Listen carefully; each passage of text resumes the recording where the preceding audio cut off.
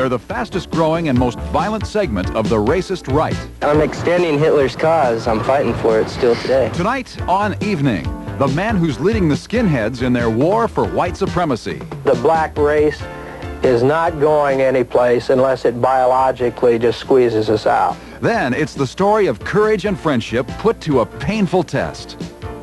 Plus, actress Glenn Close. That's tonight on Evening.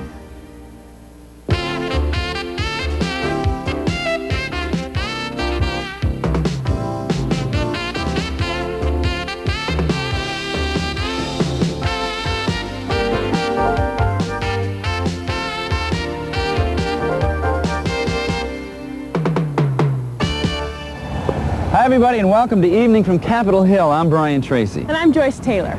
Tonight we're going to be dealing with a subject that's gotten a lot of attention lately. Maybe you remember a couple of weeks ago when a group of skinheads met on Whidbey Island. Well, unfortunately, that meeting and others like it around the country really is proof that white supremacy is gaining in popularity in America. And you might remember also recently that big brawl on the Geraldo show, also involving the skinheads group. Now, a lot of people are saying that the white supremacist movement is using the media for its own purposes. Tonight Evening looks at the father-son team who speak for this Aryan youth movement, a very vocal and violent segment of our society. White power! 9 out of 10 Jews that I see are very weird, to be perfectly honest. The black race is not going anyplace unless it biologically just squeezes us out. Now you tell me how the white working people of this country who are being bred out of existence are going ultimately to regain their country without some violence. He is a short, toupee-topped TV repairman in Fallbrook, California. Tom Metzger, former preacher, and now head of the largest white supremacist group in the country, and a most unlikely recruiter of the roving gangs of the young racist right, called the skinheads. I'm extending Hitler's cause. I'm fighting for it still today.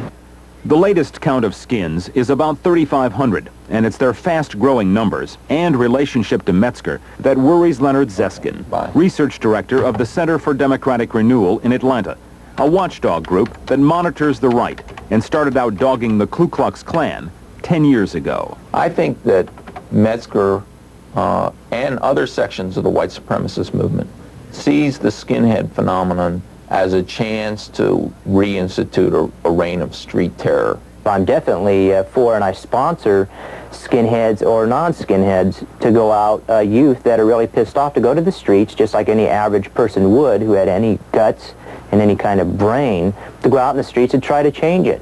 He may look familiar. It's Tom Metzger's son, John, head of the Aryan Youth Movement.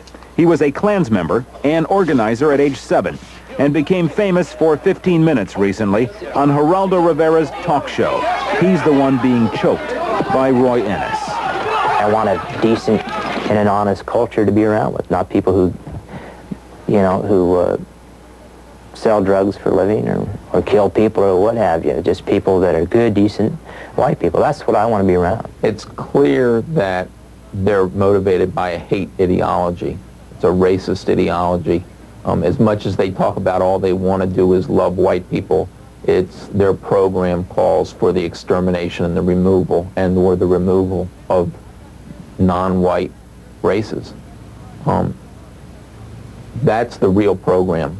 We've got more problems than just black people, and so clans that just worry about black people. We got Hispanics that worry about, we're overrun with Hispanics, now the Asians, and Ethiopians in Portland. I mean, I never even heard of Ethiopians in Portland. I mean, so we got a lot more problems, more than they ever had at the time the Klan first started. And the Metzgers know all about the Klan, but it may seem like long ago, because today... Hi, this is Tom Metzger. The program Race and Reason, the oldest running show of its type on cable access TV. Tom has his own TV show in a dozen states, Race and Reason, and his own newsletter sent to perhaps 5,000 subscribers. And he's the leader of his white Aryan resistance group, WAR, who want a white separate state and to overthrow the government. But in the 70s, Tom was the head of California's Knights of the Ku Klux Klan. And while his office still shelves its reminders, Tom Metzger says he's had enough of the old Klan. We've had so much of the old right-wing conservative racial type people that were just talk, meetings, and they never really got out in the streets and took it and fought the communists or Marxists, whoever it may be. And they hide and they cry and they moan. In the old Klan of the 60s wanted to put black people in their place. I think the new white supremacist movement, there's no place for black people. We ain't going to take this crap anymore. We've had it. We've had it with affirmative action. We've had it. Well, we're the minority. We don't have to feel sorry for anybody else anymore. It's time to feel sorry for ourselves. It's time to stand up. Metzger himself has decided which parts of the Nazi Party ideology he's going to follow. And he's told people what we need to do today is create the SA, which was the brown shirts, the stormtroopers. These are Metzger's stormtroopers, his foot soldiers, his boot boys. They are violent and they're alienated, and they could be the most frightening aspect of Metzger's dark vision. The growing influence that Metzger has over those skinheads indicates that he's not just a political danger, but he's a physical danger. I'll tell you, that's a pretty scary story to me, because it's frightening to think that there are people like that in America today. And that they're growing in numbers as well.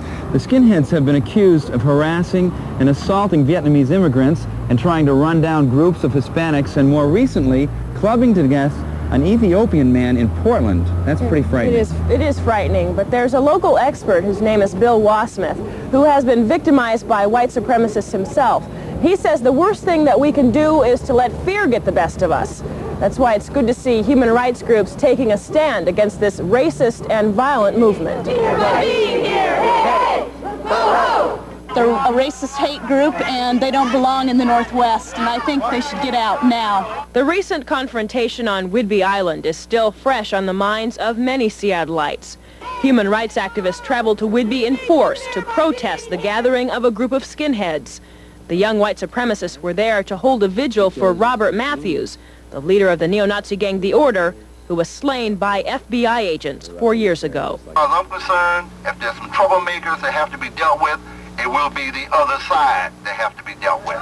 Bill Wasmith is the spokesperson for the Coalition Against Malicious Harassment, and he feels this type of peaceful opposition is one of the best methods for stunting the growth of the white supremacist movement. You do need to be concerned in this area. We need to know information about them, need to know what they preach, what they teach, what they're doing, so that we know what we're dealing with. We know who they are, we know how numerous they are, we know what kind of threat they are and what kind of threat they're not. You stand around honoring some dead guy. Secondly, people can continue to do the things that we've been doing for a long time and improve on them in terms of just eliminating racism and prejudice from their own individual lives and from their families and their communities. That's all the way from not laughing at racist jokes, letting people know that you don't approve of that, to working in our businesses to eliminate racism there, to pursuing the enforcement of laws that exist to discourage discrimination, prejudice. Bill himself was the target of white supremacists 2 years ago when they bombed his home in Coeur d'Alene, Idaho. But that hasn't stopped him from speaking out against violence and racism. Not just stick our head in the sand and say it'll all go away. It'll only be controlled, and it'll only continue to be diminished if people take an active role and if they really do something about it.